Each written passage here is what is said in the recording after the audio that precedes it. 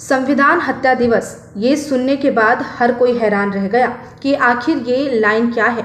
दरअसल बीते दिनों गृह मंत्रालय की तरफ से हर साल 25 जून को संविधान हत्या दिवस घोषित कर दिया गया है।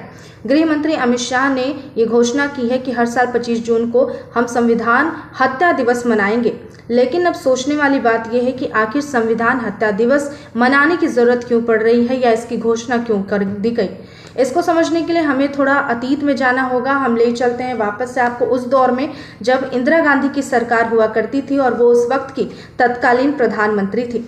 सबसे पहले बता दें कि संविधान के 352 अनुच्छेद में ये प्रावधान है कि राष्ट्र में आपातकाल यानी कि इमरजेंसी की घोषणा की जा सकती है।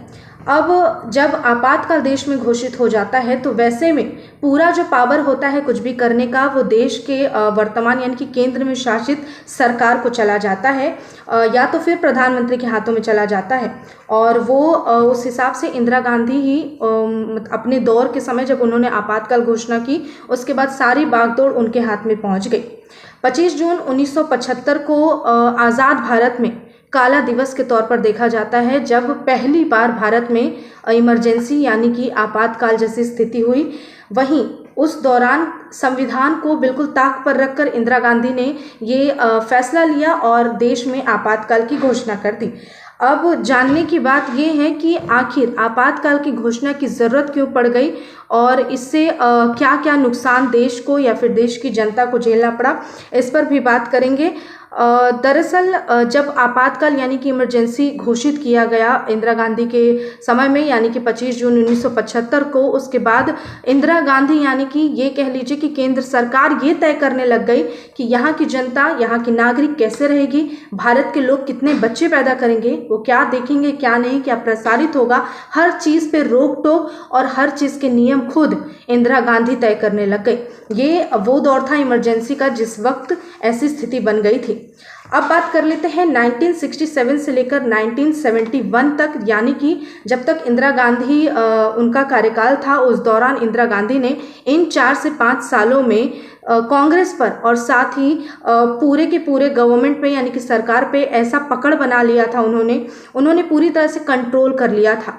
जून 1969 की बात करेंगे जब इंदिरा गांधी के फैसले और उनके ऐलान के बाद बहुत से मुख्य बैंक को प्राइवेट कर दिया गया।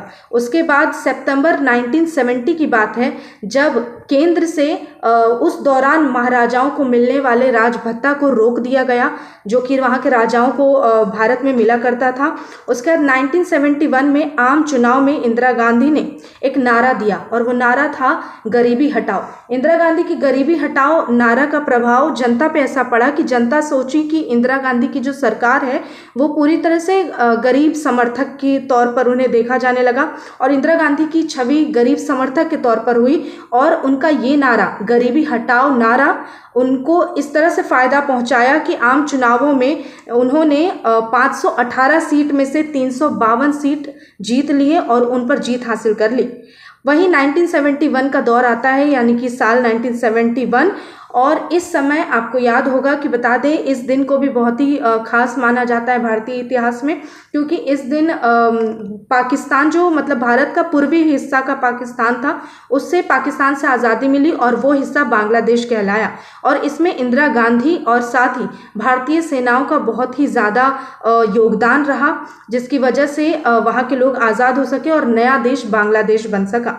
जब 1971 में बांग्लादेश बना और पाकिस्तान से भारत का पूर्वी हिस्सा अलग हुआ, उसके बाद ये देखकर जितने भी आरएसएस के लोग थे या आरएसएस के समर्थक थे वो इंदिरा गांधी से बहुत इम्प्रेस हो गए और खुश हो गए और अपना समर्थन इंदिरा गांधी को देने लगे, क्योंकि देखा उन्होंने कि इंदिरा गांधी काफ़ी कुछ सोच रही हैं, काफ़ी कुछ अच्छा कर रही हैं। ऐसे करते करते इंदिरा गांधी को लेकर लोगों के मन में विश्वास जगने लगा और इंदिरा गांधी पर वो भरोसा करने लगे। लेकिन अब हम वापस चलते हैं 1975 में, जहां पर ये पता चलता है कि आखिर इंदिरा गांधी ने इमरजेंसी की घोषणा क्यों की। दरअसल साल 1971 में चुनाव हुए थे और उस चुनाव में अक्सर देखा जाता है कि चुनाव में धांधली की खबर आती है, फिर पूरी छानबीन की जाती है और सज़ा के तौर पर सुनाया जाता है कुछ भी।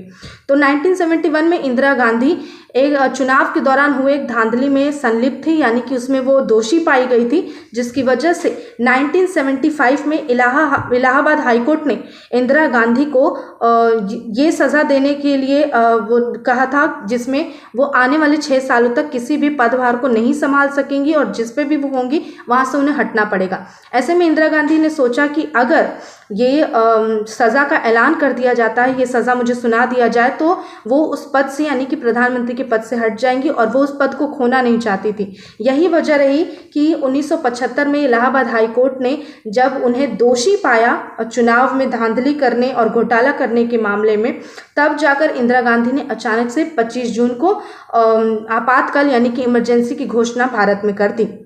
इतना ही नहीं, जैसे ही इमरजेंसी लगा उसके बाद जनता को, कई लोगों को, जो लोग इसका विरोध कर रहे थे, उन्हें गिरफ्तार कर लिया गया। इसके अलावा बात कर लें अगर आरएसएस से जुड़े लोग या फिर जो उनके समर्थन में अब तक थे उनकी बात करें तो मीसा यानी कि आंतरिक सुरक्षा कानून के तहत कई लोगों की गिरफ्तारी हुई, कई पहुंचे लोगों की गिरफ्तारी हुई, जिसमें नेता मंत्री भी शामिल थे, साथ ही आरएसएस से जुड़े लोग भी शामिल थे। इसके अलावा आंदोलनकारियों की बात कर लें, जयप्रकाश नारायण हो गए, जॉर्ज फर्नांडिस हो गए, घनश्याम तिवारी हो गए, यहाँ तक कि अटल बिहारी वाजपेयी को भी जेल में डाल दिया गया आपातकालीन के दौरान। क्यों? क्योंकि उन्होंने इंदिरा गांधी का इस मामले पर विरोध किया। इमरजेंसी लगाने के मामले पर उन्होंने कहा कि ये बिल्कुल गलत है और भारतीय नागरिक के साथ धोखाधड़ी है, इमरजेंसी नहीं लगनी चाहिए। लेकिन जो लोग इंदिरा गांधी के खिलाफ खड़े हुए उन लोगों को उन्होंने जेल में डाल दिया। स्थिति ऐसी हो गई थी भारत में कि उस समय चाहे वो मीडिया हो या फिर कोई पार्टी हो, कोई भी इंदिरा गांधी के सामने खड़े होने का हिम्मत नहीं जुटा पा रहा था, क्योंकि हर किसी को डर था कि अगर वो आवाज़ उठाता है इमरजेंसी के खिलाफ तो वो इंदिरा गांधी के खिलाफ आवाज़ उठाना होगा। और यही वजह रही कि इंदिरा गांधी को लेकर लोगों के मन में बहुत कुछ आने लगा, जिसमें इंदिरा गांधी का असली चेहरा कह सकते हैं कि सामने आया। इसके अलावा जैसे ही उन्होंने इमरजेंसी तो लगा दिया, इमरजेंसी लगने के बाद फिर जब इमरजेंसी लगने के बाद उन्होंने एक और काम किया। उन्होंने ये किया कि लोकसभा को भंग करने की कोशिश की और दोबारा से चुनाव कराना चाहा, और उन्होंने ऐसा किया भी। लेकिन अफसोस की बात यह है कि इंदिरा गांधी उस चुनाव में जो कांग्रेस का गढ़ कहा जाता है यानी कि रायबरेली, उस सीट से इंदिरा गांधी बुरी तरह से हार गई। और उस हार से इंदिरा गांधी को एहसास हुआ कि जनता के बीच में जो भरोसा उन्होंने कमाया था, बेशक किसी भी तरीके से, उस भरोसे को वो पूरी तरह से खो चुकी हैं। ये तो रही इतनी बात। इसके अलावा हैरानी की बात यह है कि इंदिरा गांधी ने खुद को भारत रत्न के लिए नॉमिनेट किया, खुद को भारत रत्न से नवाजा। और यहाँ तक कि इमरजेंसी जब लगता है तो चाहे तो जो भी निर्णय होते हैं वो वहाँ जो कैबिनेट होती है, कैबिनेट विस्तार में जो मंत्री शामिल होते हैं उनके राय विमर्श के बाद ही कोई भी फैसला लिया जाता है, इवन इमरजेंसी के दौरान भी। लेकिन इंदिरा गांधी ने हर किसी पर कंट्रोल बना लिया था और पूरी बागडोर अपने हाथ में रख ली। सोचिए, जो महिला खुद को भारत रत्न के लिए खुद अवार्ड देती हैं, खुद से नॉमिनेट करती हैं और साथ ही वो वैसे लोगों को जेल में डाल देती हैं जो अभिव्यक्ति की आज़ादी का अधिकार अपना रहे होते हैं। तो ये पूरा मामला जो देखा गया, उसी के बाद ही संविधान हत्या दिवस घोषित किया गया है। उसकी वजह यही रही कि इंदिरा गांधी ने इमरजेंसी अपनी शर्तों पर अपने मन से लगाया था।